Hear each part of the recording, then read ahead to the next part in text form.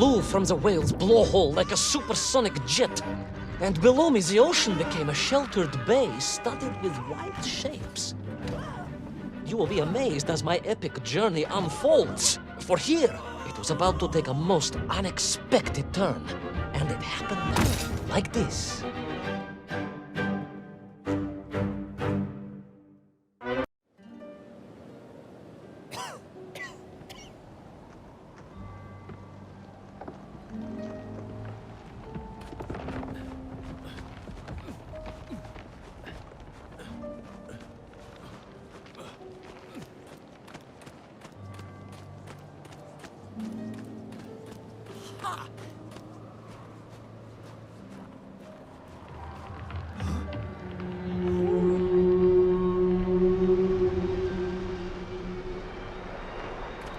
It was a beautiful but deadly wasteland. Freezing cold, brutally chilly, enough to kill a man in hours. Yet here you are. Indeed, General. An impoverished childhood playing in the streets of Omsk during those bitter winters had made me hardy. I thought you said you grew up in Altai. Ah, General, the life of a poor toy maker's family. We had to move from place to place just to find work.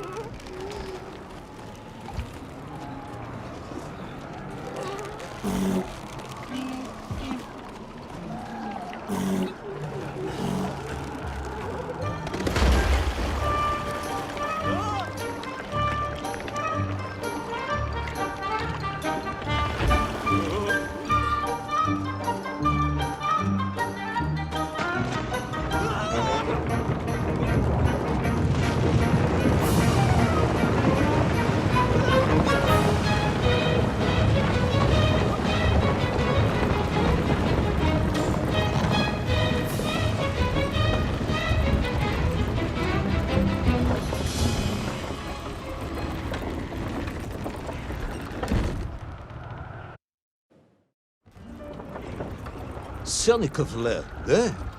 Of course, Sannikov himself reported nothing more than a bluish fog on the horizon. Your island may be nothing more than the product of overactive imaginations. General, consider this.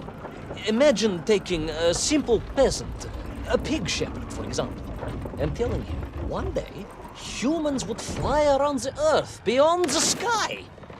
He would say you were stark raving mad, saldaphone, a ridiculous козёл бородатый, a buffoon stuffed into a military uniform, a придурок, a чучело тупорылое. This peasant of yours had better watch his mouth if he doesn't want to spend his holidays in Solovetsky.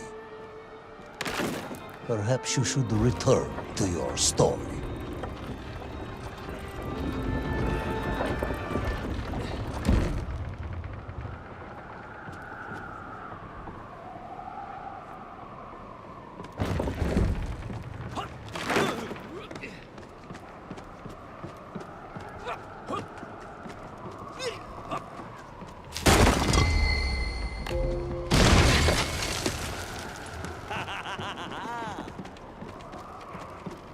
There in the cliff, I could not believe it. A hairy elephant, trapped and frozen in the ice. A mammoth? No, General, a hairy elephant. Who would think such a thing could be?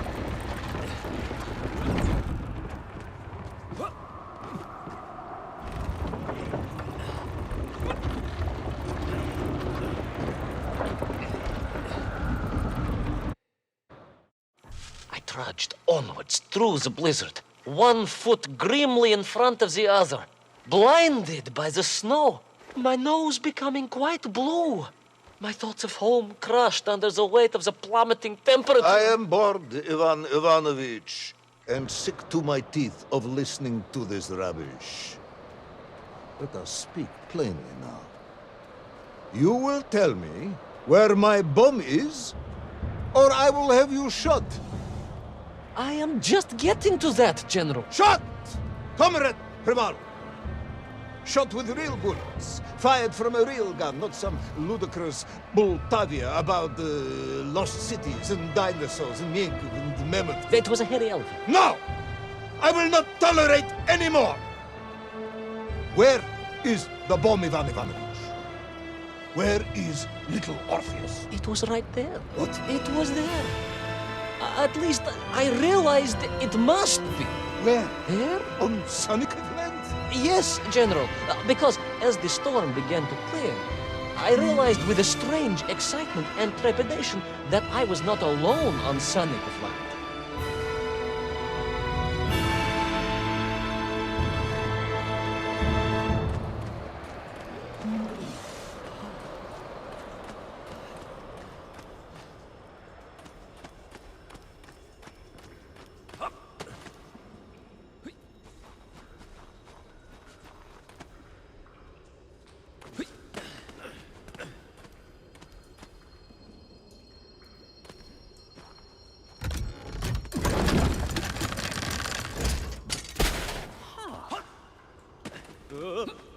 Wait. Go back. You say these lifeboats came from Zarya? A Russian ship? Zarya returned home, but not with all of her crew. And here were the missing lifeboats, trapped in the ice for all of these years. And it could only mean one thing. That you are continuing to hang lapsha on my ears.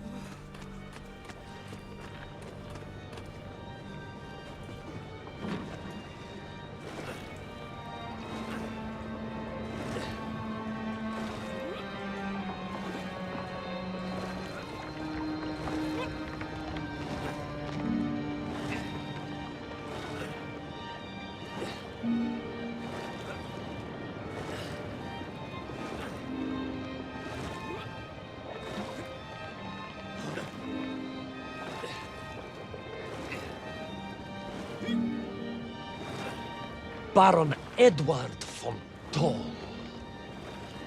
Of course, I remember reading about his tragic expedition at school. We were taught he had died a hero's death out on the icy wastes, searching for Sannikov land. Yet what if, in doing so, he had sailed accidentally into the interior, deep below the crust of the world? A fellow citizen of the surface. I had to try and find him.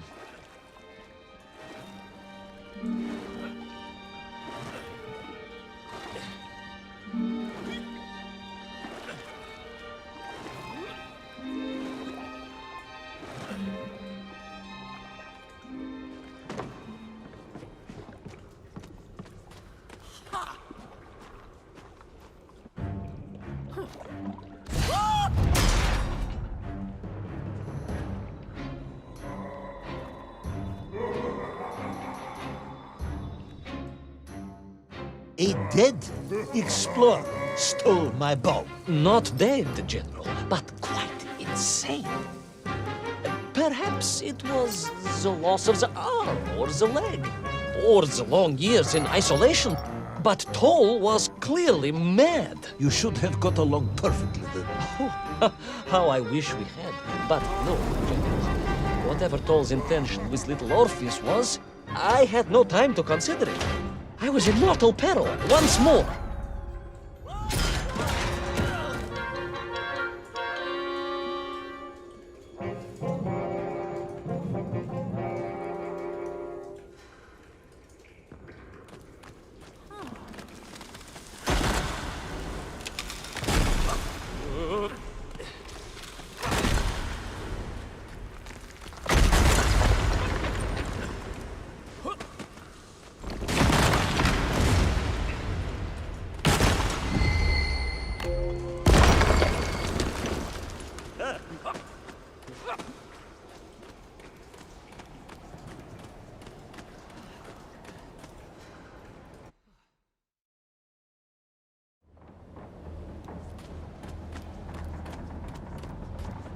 So, you believe that Toll had somehow enslaved the Menkiv and bent them to his will? I do, General. It was obvious. Why else would they serve him? And how else could they be so different from their free comrades? These odd helmets they wore, it was the science of our times. No doubt about it. Although fused with some strange crystal technology I could not recognize. To be honest with you, it didn't seem appropriate to stop and ask them.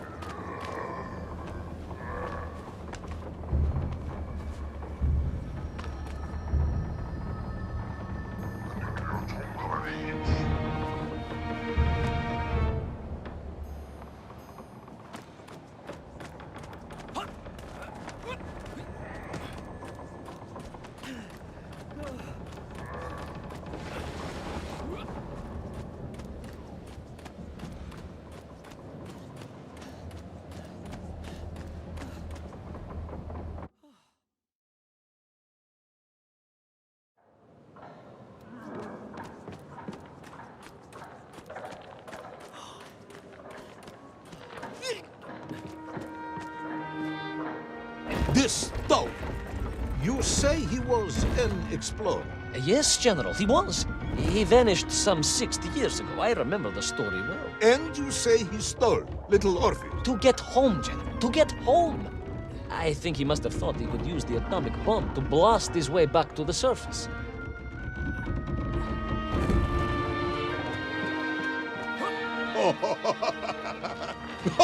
Brilliant, Iván Ivановich!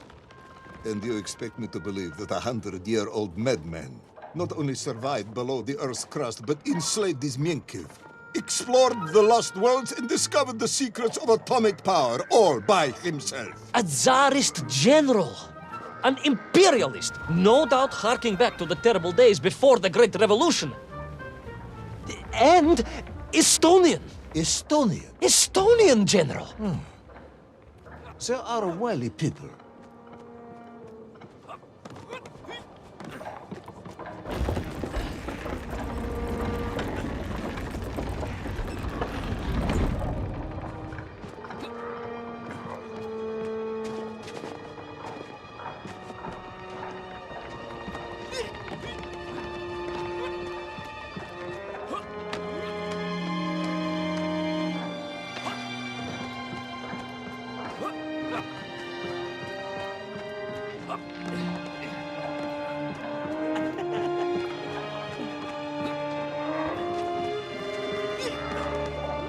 The slave mines stretched away into the distance, and I sometimes wondered if I would ever find my way out.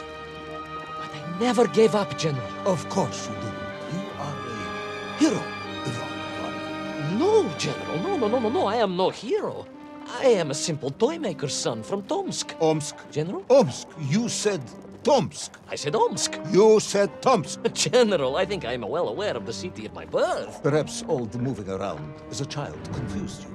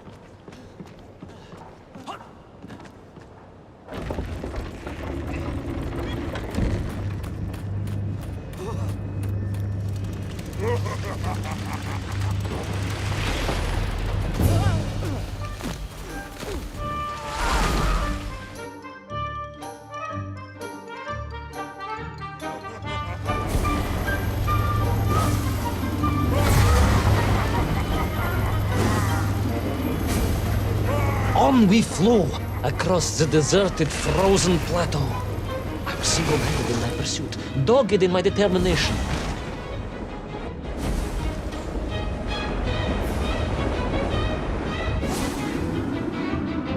I I would take back little Orpheus and prevent Toll from detonating the bomb. Ah, you are as humble as ever, Tavarish. Well, General, you are a great military leader, a great strategist, whereas I am simply the humble son of a watch toy maker, and driven by patriotic fever with no regard for my own safety, I rushed blindly on.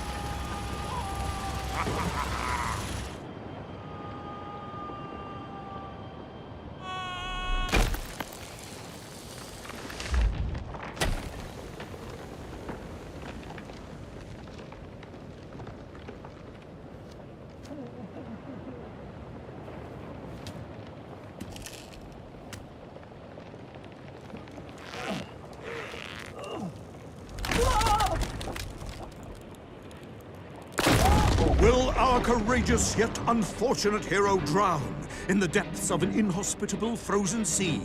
Will he thaw out in time to prevent Toll from detonating the bomb? Will the general holiday in Omsk next year? Or Tomsk? Or perhaps both? What exactly is the difference between a mammoth and a hairy elephant? All of these questions and more should almost certainly be answered in the next exciting episode of Little Orpheus! I thought I was doomed. But a miraculous thing happened, General. I could breathe. It must have been the helmet that was jammed onto my head. It was a strange and remarkable thing. Some might almost say beyond belief. A narrow-minded fool may indeed, General. But of course, you are no Durak. But even as I sank towards the floor of that lost ocean, my journey was about to take me to darker, stranger territory than ever before. And it happened like...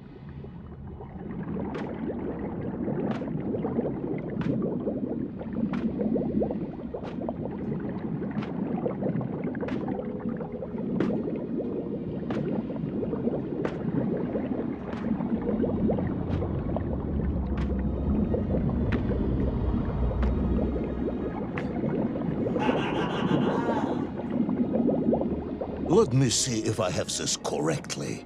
After narrowly failing to apprehend the mad missing explorer Toll and recapture my atomic bomb in your giant snowball, you fell through thin ice and sank to the bottom of a subterranean ocean, discovering along the way that the mind control helmet you had accidentally wedged onto your head enabled you to breathe underwater and resume your pursuit across the seabed.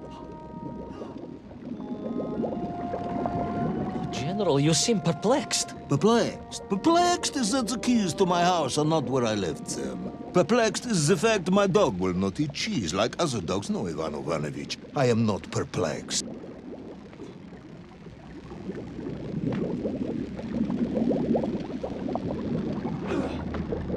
Intrigued, then, perhaps? I'm not sure intrigued is the correct term either. Enraged at being taken for a simpleton. Now that, perhaps, is a better way of describing my current state of mind.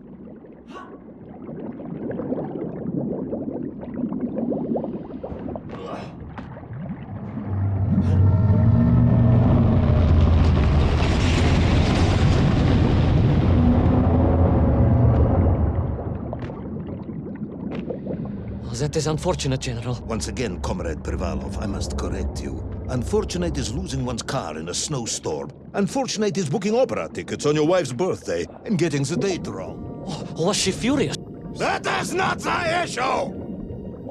Furious. However, now that is a good word. I could speak with your wife. Would that help? I could always have a word with her if you like. I could always have you shot. Oh, you could, but I suspect she would appreciate the gesture less.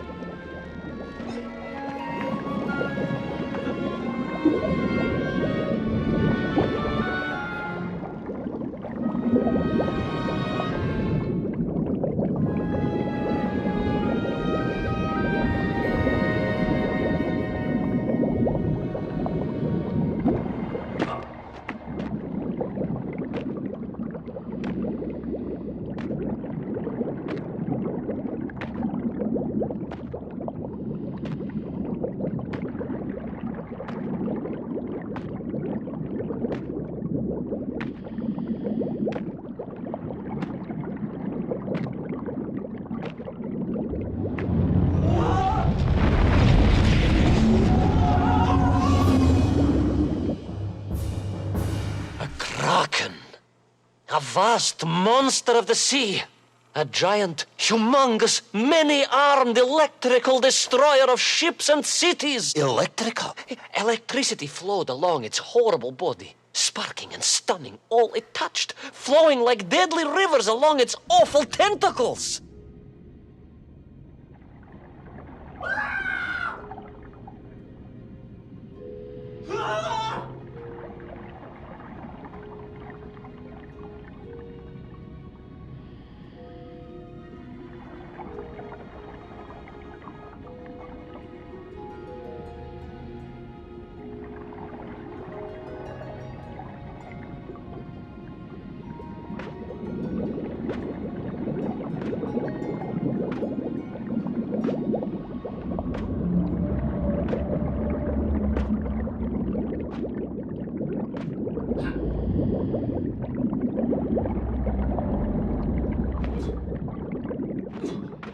A sobering discovery. Are you suggesting that the vessel simply wandered off course and sank here? That seems unlikely even by your standards. No, General, I only wished that were true. The mighty ship showed terrible scars, signs of having been grappled and torn asunder by some huge and terrible adversary. It is indeed strange and curious. I am troubled by this discovery. Might you almost be perplexed, perhaps? Don't push your luck.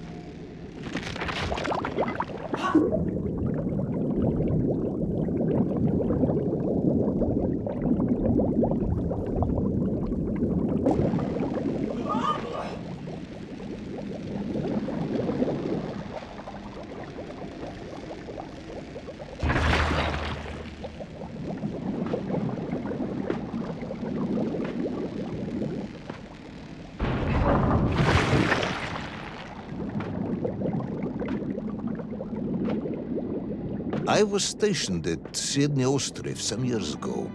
I am only too aware of how easy it is for the imagination to create monsters when one is exposed to lonely and dark places.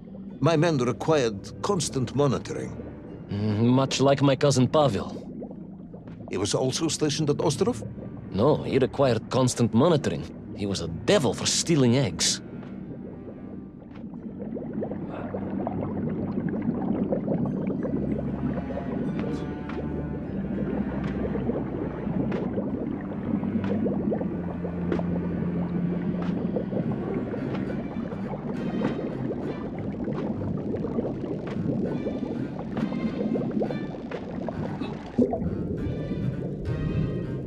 I was referring to the fear that something is lurking in the darkness. Something strange, brutish, and ill-intentioned.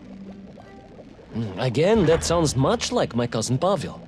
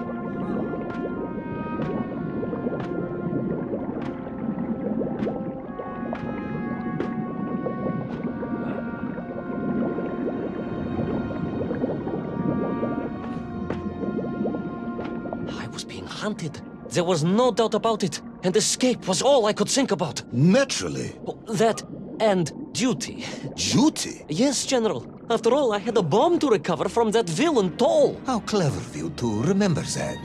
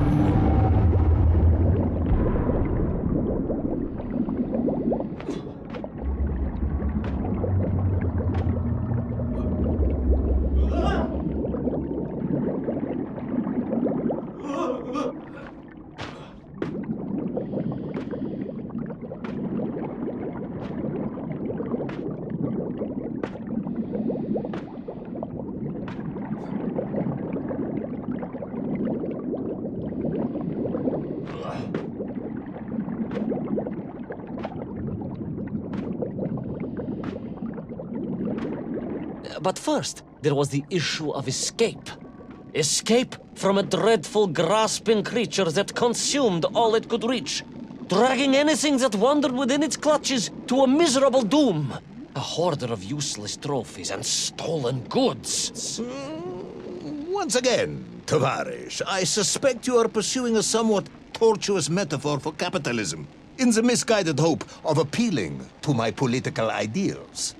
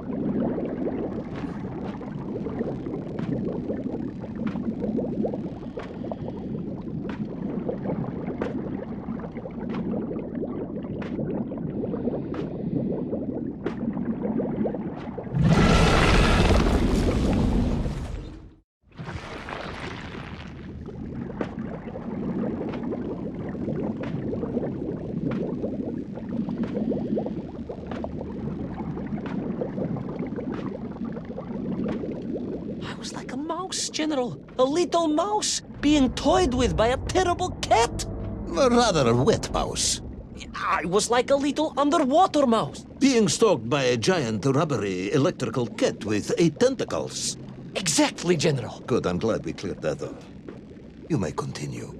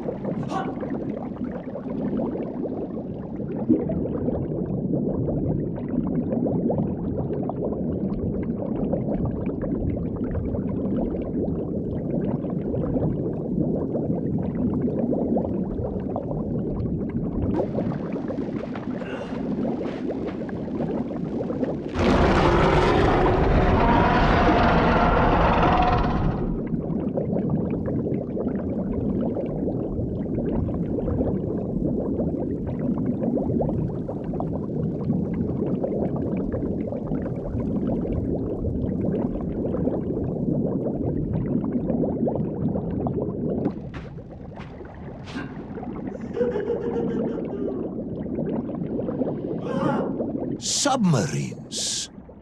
You didn't mention submarines before. Didn't I?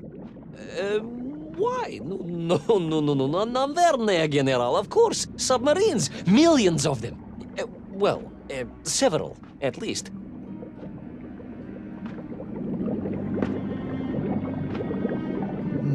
Any particular submarines? Did you see names? Numbers? General, have you lost a submarine? I am not at liberty to answer that question, as you well know. Well, General, losing one's car in a snowstorm is unfortunate, as you say. But to lose a whole submarine, that could be considered careless.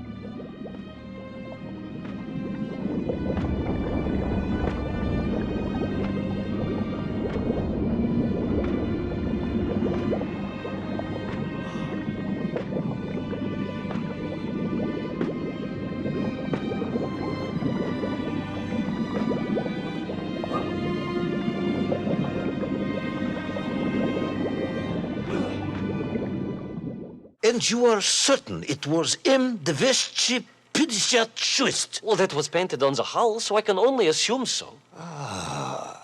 I think I know where this dismal story is going next. You somehow miraculously brought the remaining closed cycle engine online, flooded the torpedo tubes, dispatched the Kraken with one shot, and triumphantly surfaced. No, General, that is not what happened at all. I did indeed make my way to the torpedo tubes, but for a very different purpose. After all, history has taught us that atomic power is not to be toyed with. Much like tired, impatient generals, perhaps. Particularly the perplexed ones. Indeed, General. Or like dogs that will eat no cheese.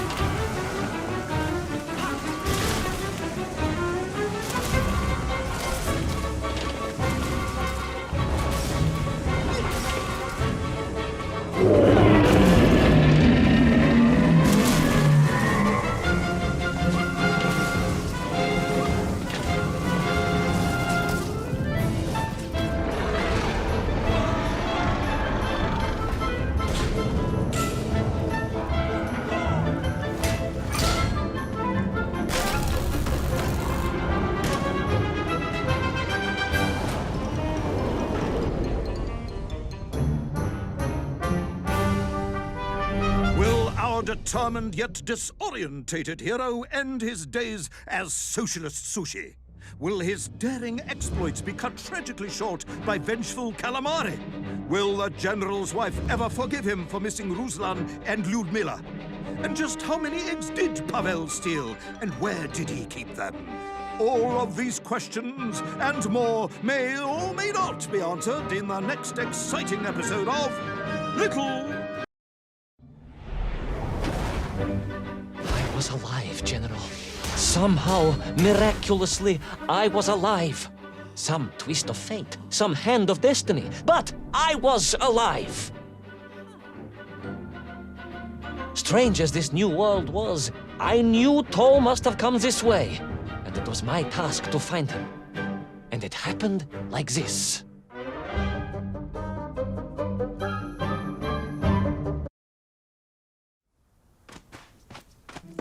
The sun beat down on me relentlessly. The heat was unbearable. I was exhausted. Yet I could not stop. I had to go on. For 7 weeks I trudged across the desert. On the second day... Please, comrade, if we may. I think we can skip the details, unless you consider them to be particularly relevant to the location of Little Orpheus. Of course, General. We will simply omit the tale of the singing chasm, the oasis of mirrors, the sightings of Toll's Mienk aloft on their pterodactyls carrying parts of my crashed rocket drill over the horizon to Lemuria. Wait, the what? Singing chasm? Not that, but the rocket drill. Oh yes, General, the rocket drill. But what did Toll want with it? And why Lemuria? Lemuria? Lemuria, General. I am not familiar with this Lemuria, comrade. Well, that is because it does not exist, General. Or at least, so I thought.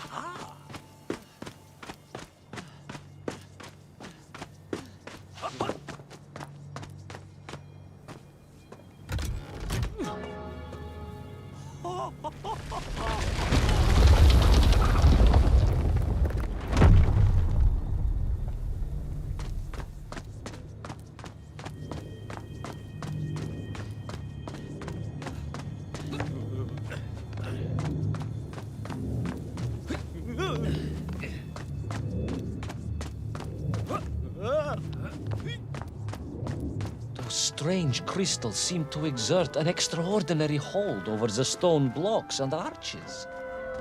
When they hummed, the whole city remade itself. Where they were missing, clearly looted by some villainous thief, the city was fallen to ruin. It was like a vast musical instrument, vandalized, and yet still attempting to toot.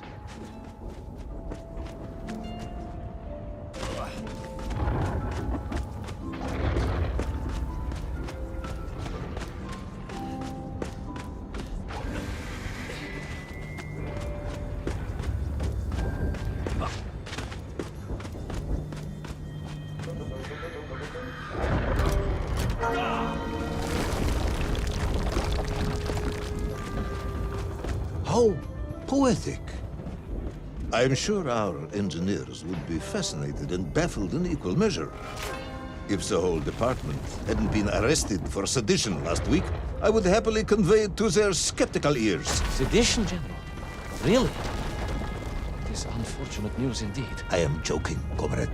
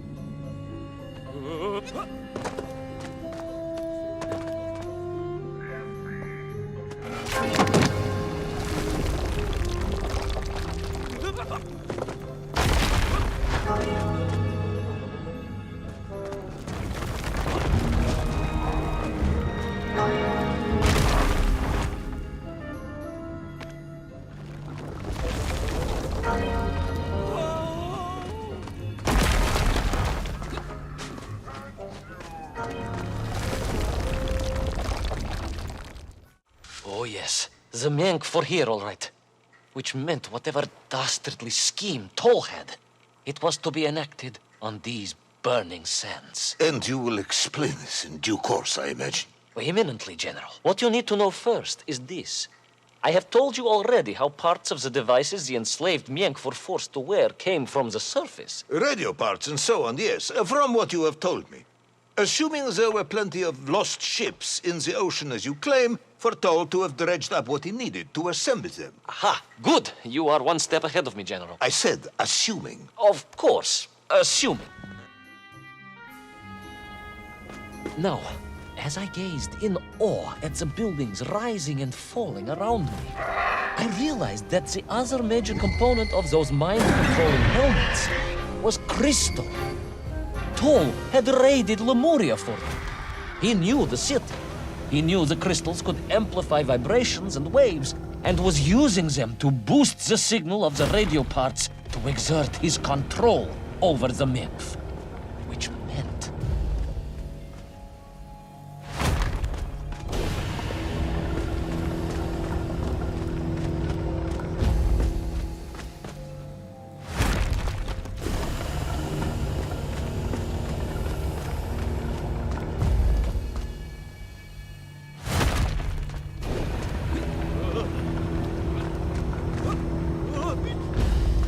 Yes? Imagine, General, what such amplification could achieve when fused to the finest atomic science our great Soviet civilization has produced. Wait. I do not understand. You said Toll was planning on using the bomb to shatter the Earth's crust to return to the surface. A tragic mistake, General. He had not recognized the extent of his mad ambitions. You mean to imply Toll would have attempted to enslave the Russian people? Pah! The will of the Soviet citizen is mighty and strong. To you, perhaps, as a trained warrior, but consider, perhaps instead, a humble son of a toy maker from Tomsk. Ah, yes. Perhaps we have our share of simpletons, after all.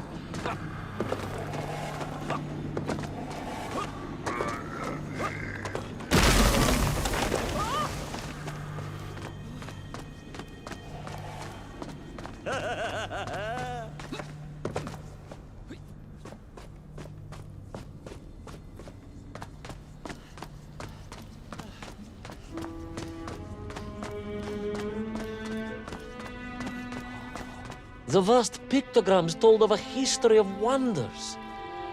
They seem to suggest the Lemurians were travelers from another world, where a mysterious clock seemed to stand. That is very mysterious. As mysterious as the location of Little Orpheus, perhaps. Ah, yes, of course, General. I am just getting to that.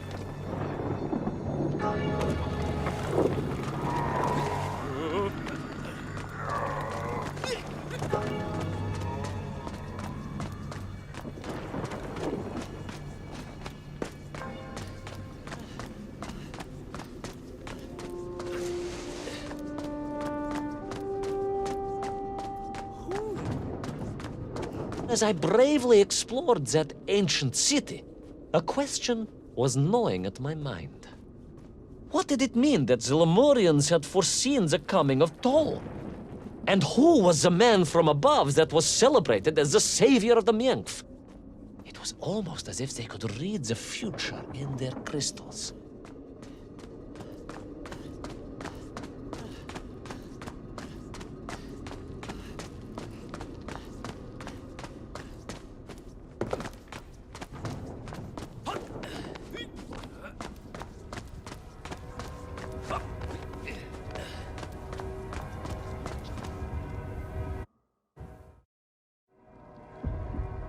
The bells of Lemuria tolled and tolled, a roaring symphony, a crescendo of peals that set the city dancing, each note causing the crystals to shimmer and cascade with light. But the sandstorm was no natural phenomenon, and the bells did not ring for celebration. Something was very wrong here.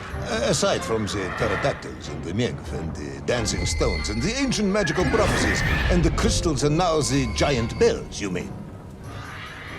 If you don't want me to continue, General, then I can easily just quietly go home. Don't think Chepucho will get you out of this one, comrade.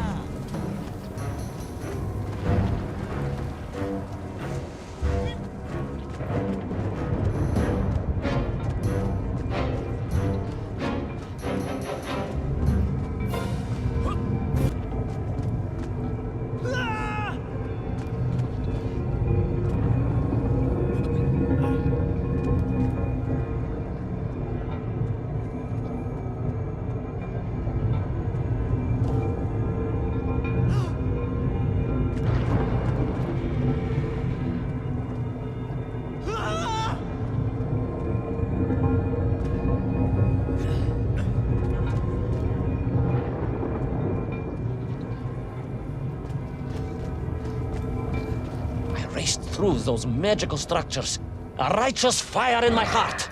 I was like Dobrynya Nikitsch, prepared to strike at the dragon who threatened my homeland. Your heroism is only surpassed by your modesty. On the contrary, General, I chose Dobrynya carefully. Like him, I am a simple peasant. It was fate that chose me to descend to the Earth's core. It was General Komanin who chose you to descend to the Earth's core. But don't let that get in the way of your story. Oh, well then, award General Polkovnik Komanin the highest medal in the world. He already has several of those. I cannot take credit for his wisdom in sending me.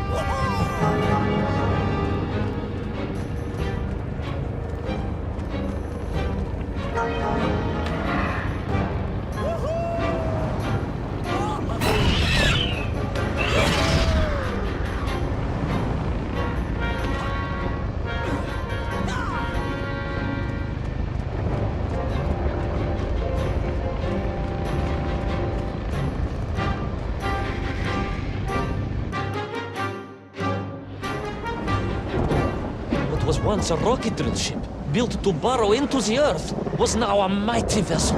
repurposed to blast off into the skies.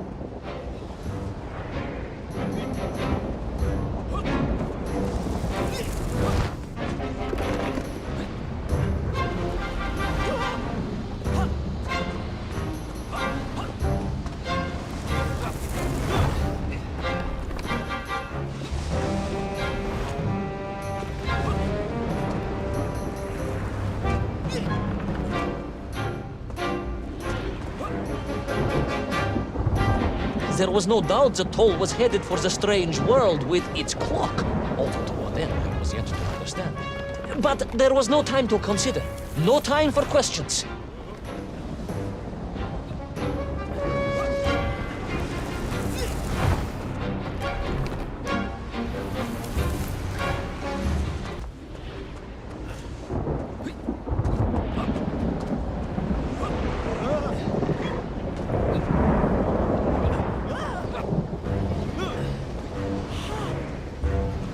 Was on the rocket. Little Orpheus was on the rocket. And wherever they were headed, I must head there too, to thwart his plans, recover my drill, and save the world!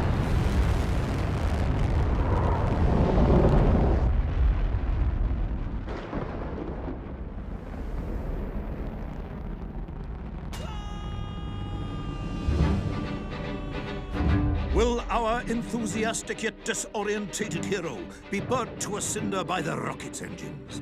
Will he be smashed into the rock that surely must be beyond the Lemurian skies? Does Nikolai Petrovich Kamenyan really need any more medals? What was the strange clock, and what could it all mean? All of these questions and more will be answered, if you're extremely lucky, in the next exciting episode of Little